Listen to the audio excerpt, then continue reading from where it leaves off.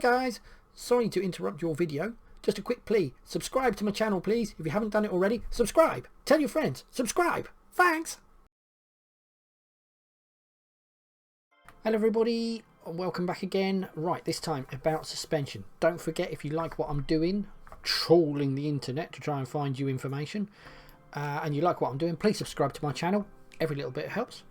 So without much ado, let's go and have a look at this old infotainment video from 1938 Chevy. Got it in the the US auto industry. There's some real classic old videos here, but some of the oldies really explain it well. So this is about suspension. Then I've got some extra stuff that I'm going to show you as well. Let's crack on.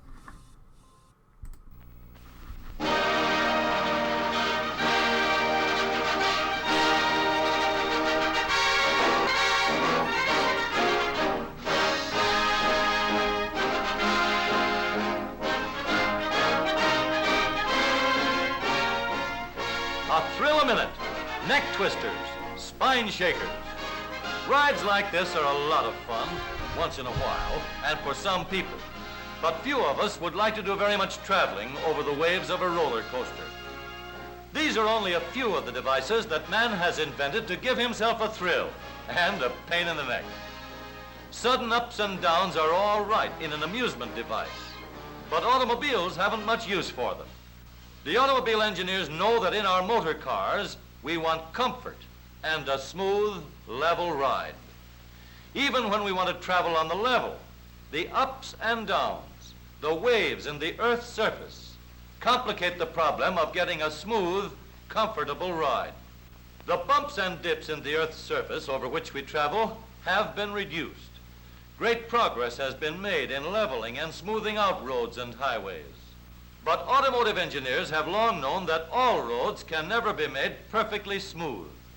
Even the smooth, paved roads have long, gradual waves, or small, sharp bumps that have different effects at different speeds. The wheels of our motor cars follow these waves, moving up and down with each change in the surface of the road. So, to give us the smooth, level ride we want, engineers knew that the smoothing and leveling would have to be done by the motor car itself. Between the moving wheels and the passengers, some sort of a bump leveling device is needed. Let's see for ourselves the method by which the engineers have approached and solved this problem. Here is a wheel, fastened so that it is free to move up and down. The wheel rolls on a moving belt, rising and falling whenever it strikes a bump. A platform, fastened solidly to the wheel, carries a tracing pen, and when the wheel moves up and down, the tracing pen draws a line which shows the movement of the platform. To get a true picture of the up and down movements, the tracing paper moves at the same speed as the moving ground belt. We'll start the model running. Now, the traced line gives us an exact picture of the up and down movements of the wheel and platform. Let's see what happens when we use more speed. At high speeds, the effect of a bump is considerably greater.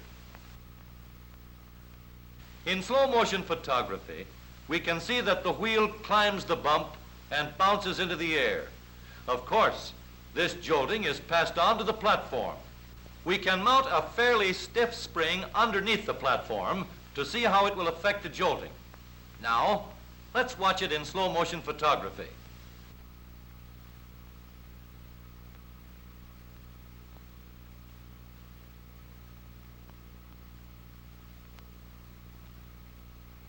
The traced line shows that we have cut down the jolting because the spring absorbs some of the effect of the bump. Let's substitute a soft spring for the stiff spring that we have been using. A softer spring gives a smoother line because a soft spring is able to spread out the effect of the bump and act as a better cushion against the jolt of the wheel. But when there are 4 wheels mounted in 2 sets, front and rear, as in the motor car, the problem is complicated. Until recently, the front springs of the automobile had to be stiff to keep the axle and front wheels in line. If one set of springs is stiffer than the other set, the stiff set will bounce harder and faster. We can see that this unequal springing, stiff springs in front and soft springs in rear, causes pitching when the wheels strike a bump.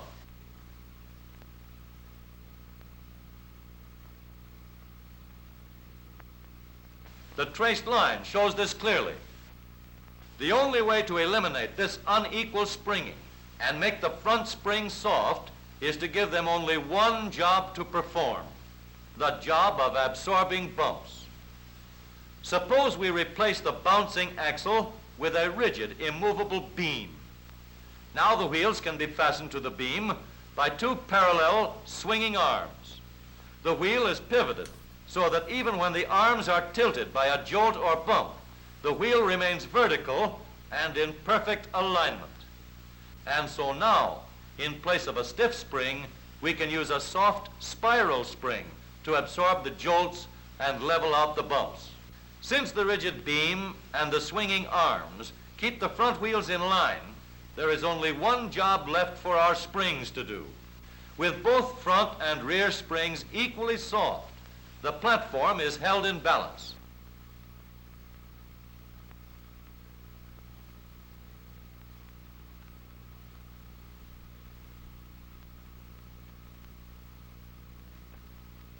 But now that the front and rear springs are soft, we have another problem. Springs that are soft enough to level out the bumps will compress too rapidly under a heavy shock. And springs that are soft enough to absorb small shocks have a tendency to continue bouncing after they have been compressed or stretched. So to help the springs absorb heavy shocks, we can slow down their action by means of shock absorbers. The shock absorber acts like a brake in delaying the movement of the spring, and it prevents bouncing when the spring is compressed and then released. We can make the severest kind of test to see whether we have a method that will really iron out the ups and downs. We'll use a lot more bumps of different sizes, and we'll run them under our wheels at full speed. Now watch the traced line. The traced line seems to be pretty smooth. Let's watch through the slow motion camera and see just what's happening. No more pitching, and the soft springs with their shock absorbers spread out the effect of any bumps that they can't completely absorb. Of course, in actual practice, where strength and safety are of maximum importance, engineers have made use of these same bump-absorbing, road-leveling principles with a much stronger and more durable construction. The front wheel is pivoted so that it can be steered in any direction and is mounted on a strong, upright arm. The upright arm is fastened to the rigid, immovable crossbeam by means of two parallel swinging arms.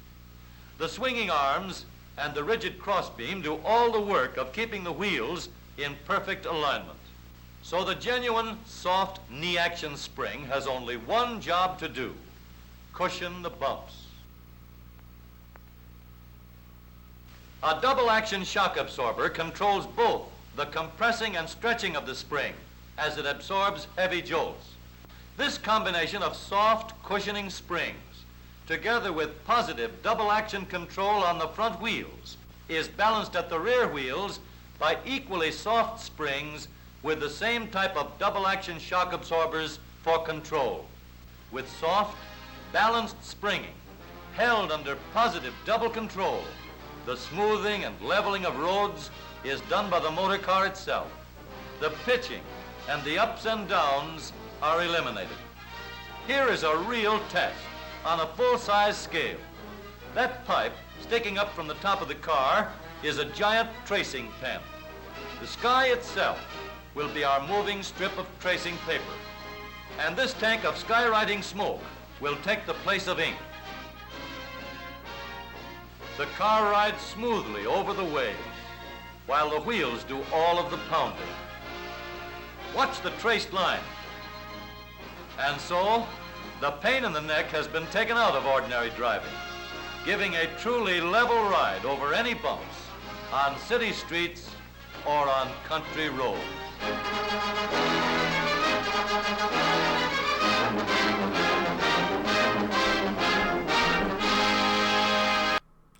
Thank goodness for Chevrolet. As you can see, suspension is basically a wheel that bounces up and down on a spring. And there's a shock absorber. In there they had a double action shock absorber that dealt with on the top. But now we have struts that go in the middle. And basically the spring takes the impact, the initial jolt, and then the shock absorber stops the spring from bouncing up and down. So now let's have a look at some other bits and bobs. We've got what damage can potholes do to you, so this is why we should avoid potholes. I saw this at Cal Tires on YouTube, so you can have a look for them.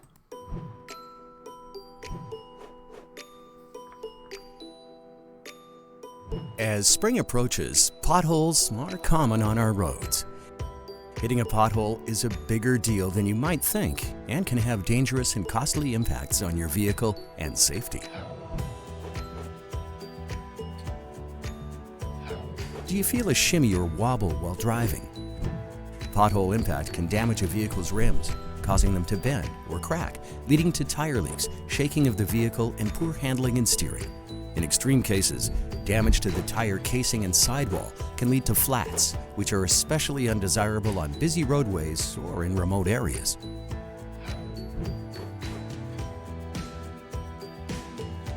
Do you feel a vibration or sway as you drive?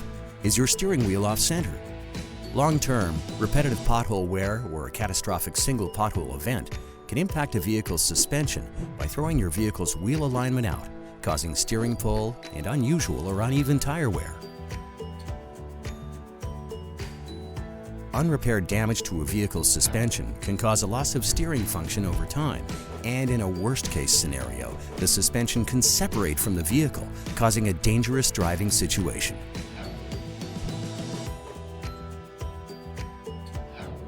Is your vehicle pulling to one side and making unusual noises? If the suspension system is already compromised, the vehicle frame may suffer as well, becoming damaged or even bent, resulting in ongoing maintenance and safety issues. You can reduce your potential damage with preparation and smart driving. Check your tire pressure. Properly inflated tires can hold up better against potholes. Have your vehicle's suspension checked by a certified technician. Wheel alignment issues can cause uneven tire wear, leading to early replacement, impacting your wallet. Responsive steering will help you avoid potholes, and a capable suspension will help cushion hard impacts. Be cautious of puddles. What might look like a bit of water might have a deep and sharp-edged pothole lurking below. Avoid becoming complacent on your daily drive. Small potholes can develop into large hazards quickly. This spring, stay alert, drive carefully, and have your vehicle regularly inspected to avoid damage during pothole season.